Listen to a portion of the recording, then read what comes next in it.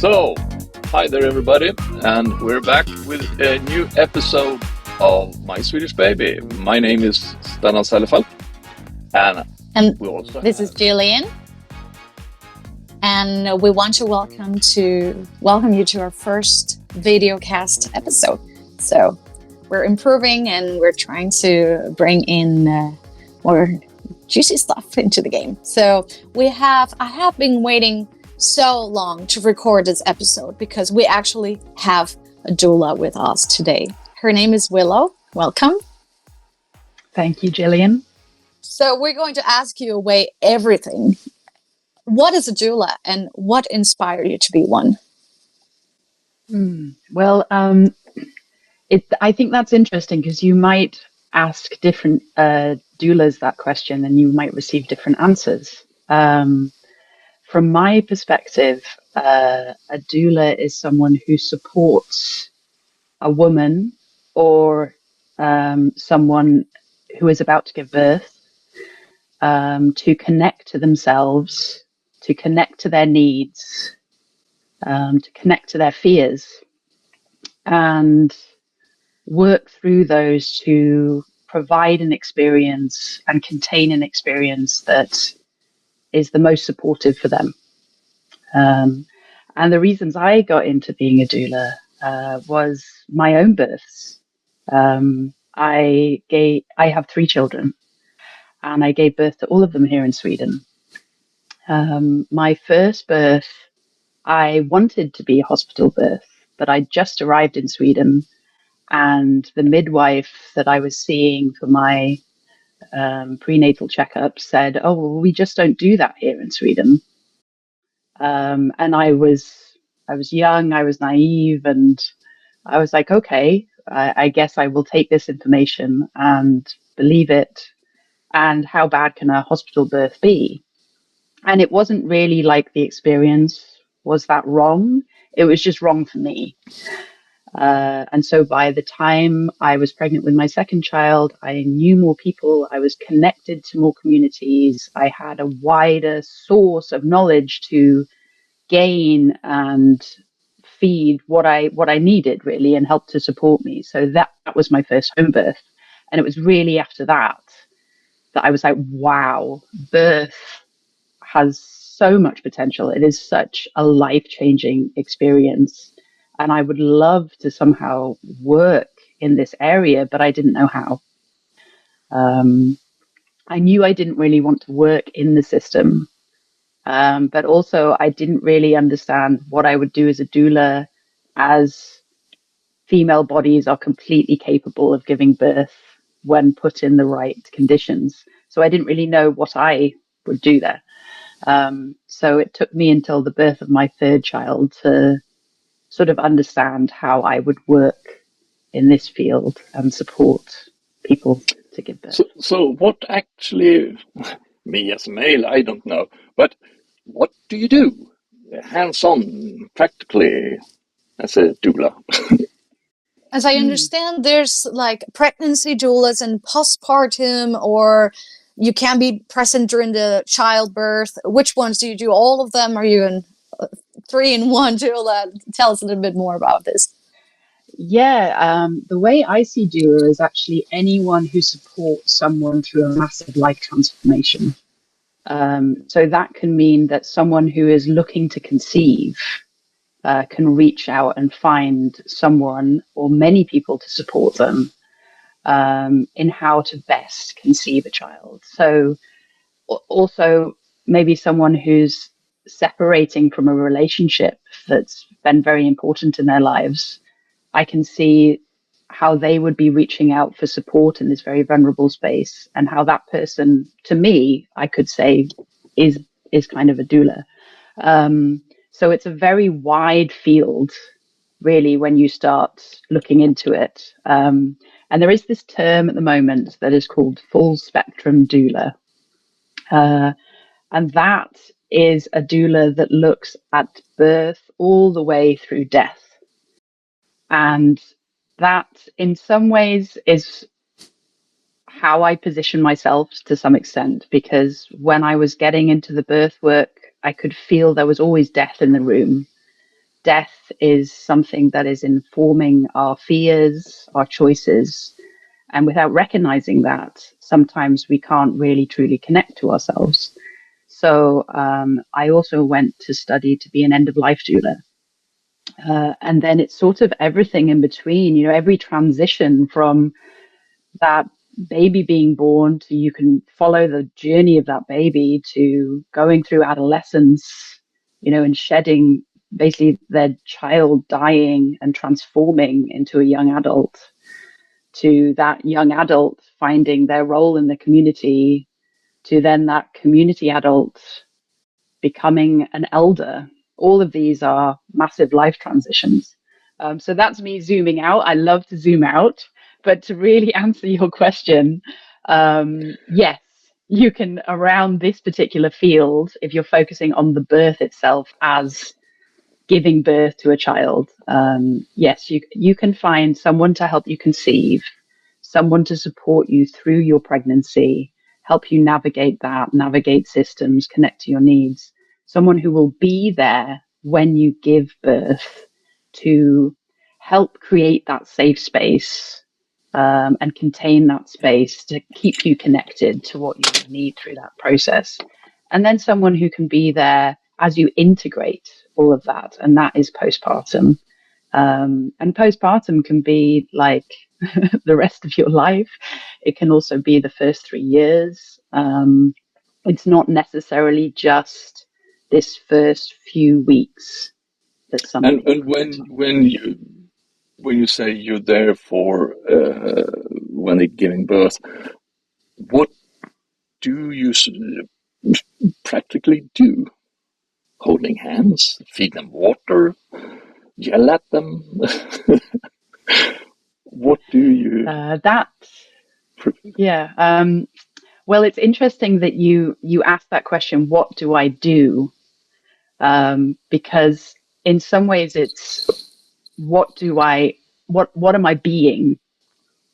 Because we can in our lives definitely get sort of wrapped up in the importance of doing, the importance of producing all the time. And we sometimes lose sight of the importance of just being, of our presence, the importance that our presence can bring to that moment. And I would say that is my first gateway, my first door into that space, is connecting to myself, bringing a stable, strong, grounded presence, so that whatever is going to unfold, we can navigate that, because that is the thing with birth. You can prepare, you can talk about it, you can definitely work out like what you might need from that particular moment in time when you are that pregnant. But when you're actually there in that space, life is there to teach us all a lesson. And I, as a doula, consistently learn things each birth. And I can never go into a birth saying, oh, I know what's going to happen here, or I have experience, so I know how to manage this. It's more about me as in myself being able to navigate the unknown and help others feel safe in that unknown. It's a sort of adapt, improvise and overcome thingy to support just through, first of all, your presence. Yes, definitely. And then through my presence and grounding, I can support that person to connect to their grounding and their presence. Yeah. And usually that, of course, is very much through the breath. I mean, the breath is like the first aspect that, you know, once we leave the womb, supports us to come in to this outside world. It is that ignition that sparks us to, you know, be an individual and start connecting to ourselves. And so, of course, in the way of grounding and the way of bringing you back to yourself, focusing on the breath is the primary focus. I have to say that coming from this journey, I had a very complicated pregnancy and I had a wonderful birth experience. And then the postpartum came. And I was desperate reaching for a doula, and I met Willow this way. And she came to me when I was having a horrible episode of postpartum depression. and I needed a massage. I needed someone to just touch me in a way that I felt taken care of. I had a mother that was very focused on the baby. I didn't have a sort of like a tribe or anybody to actually take care of me except for my sambo, which was very confused at the time, and he sometimes didn't know what to do.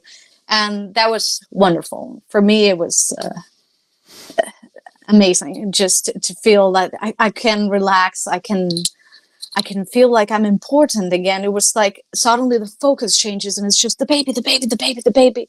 And then lots of people that are around you don't have the maturity to understand what the mother is going through. And that's where you need professional help. Yeah, as a male, you don't know shit. You're just feeling totally as waste. You just stand there and go, yes, I could do some massage. Yes, I could bring water. Yes, but the rest, you use. It can be very confusing because everyone has a different role. Then the mother becomes a grandmother. The child becomes a mother. The samba becomes a father. And you don't know how to navigate that. But I wanted to ask you, how do you specifically help expat women with cultural shock? Because this is a big theme in our podcast. Yes, that's definitely, I focus a lot in the birth preparation on postpartum.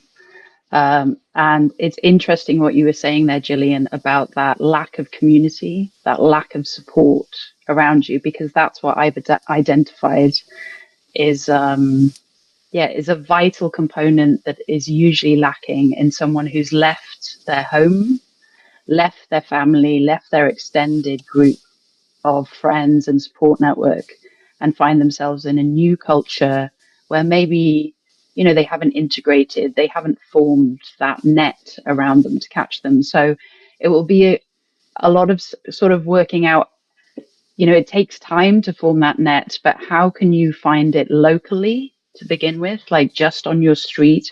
How can you form connections to those people who are physically nearest to you?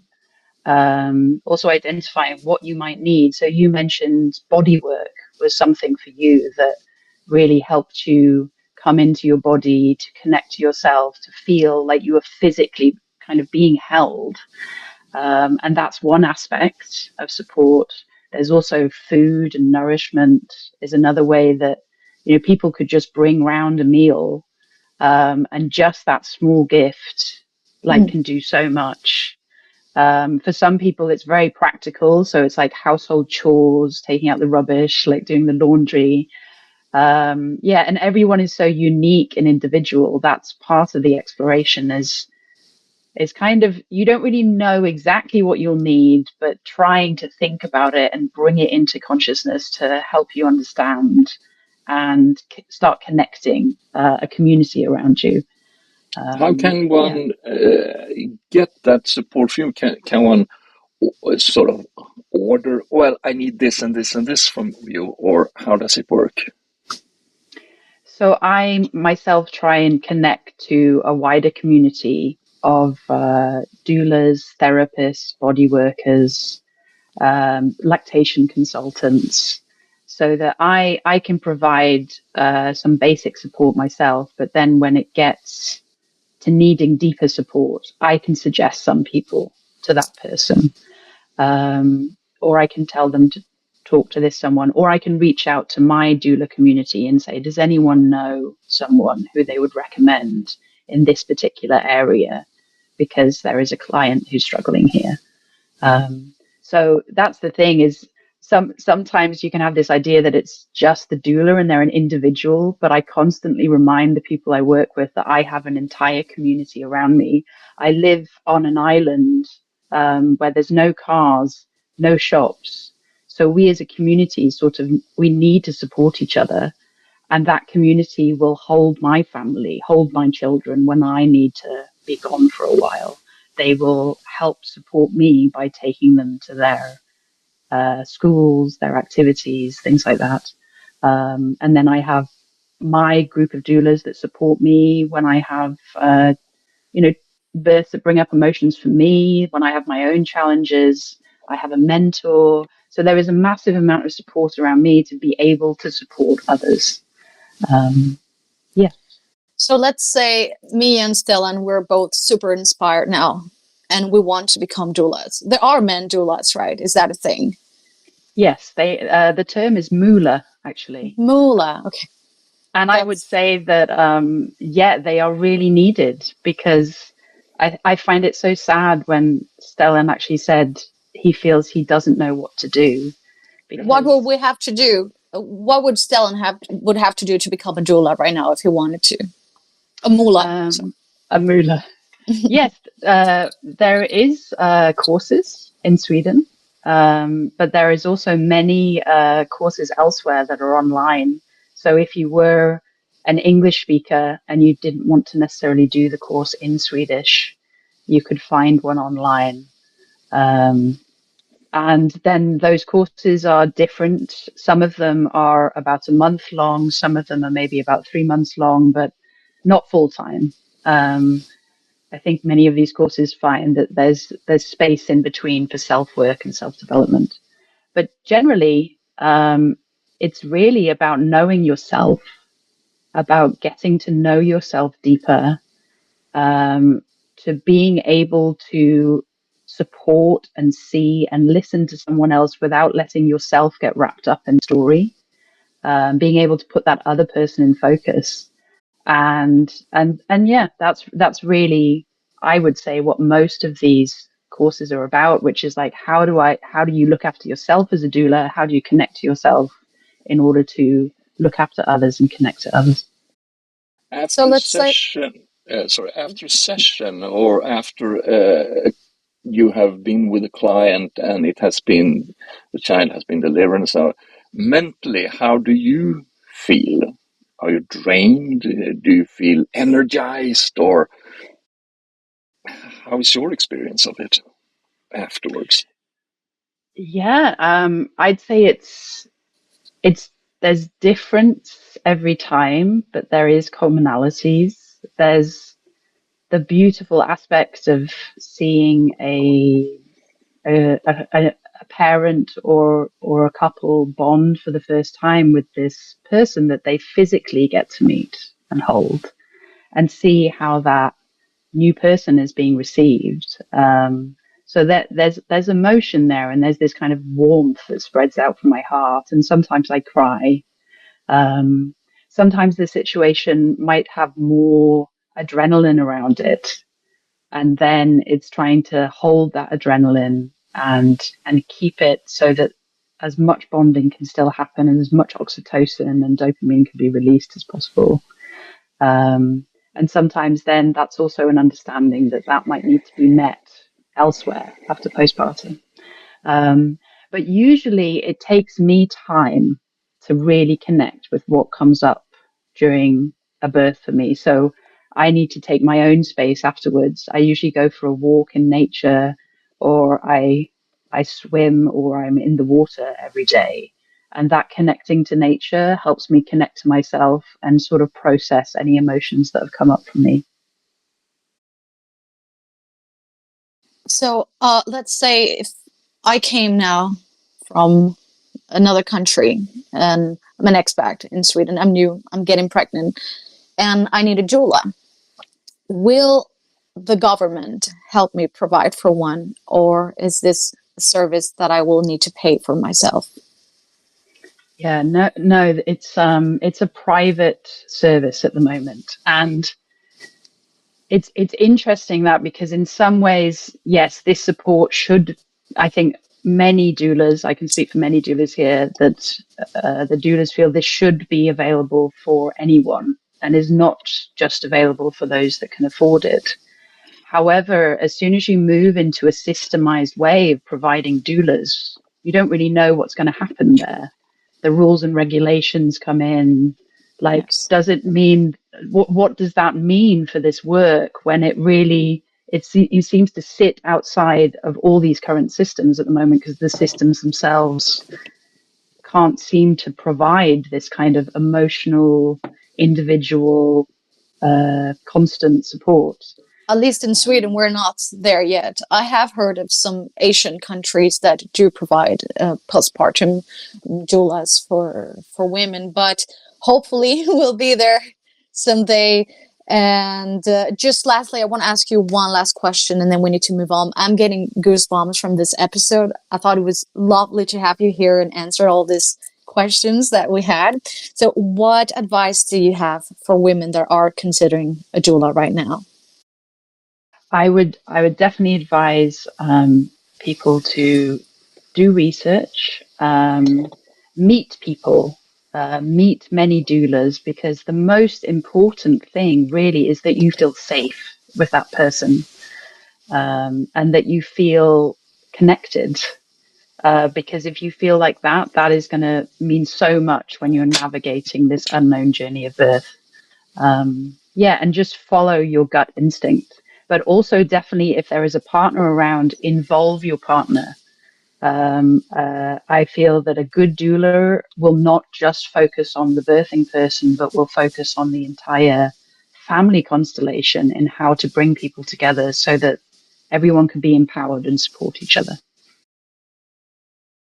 Thank you so much for that. So we're going to add your contact information along with this podcast. So if you feel like Willow could be your doula, you're so welcome to reach her. And Stellan, what do you think? Are you considering becoming a doula? The possibility is not so far away, actually, I would say, because people need a third party in situations where that they're not used to.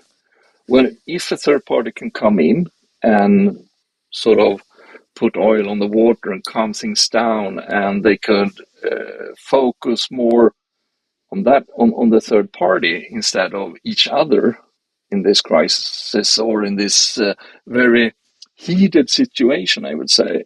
I always found that really better. Yeah, you and I are really good friends, so I feel now that you were unintendedly my doula sometimes. I hope I don't owe you money. Yes, you do. You always owe me money. Well, thank you so much, Willow, and I hope you enjoyed this episode as much as we did. And we'll be here next time with another guest. Thank you. Yeah. Thank you. Thank you. Take care.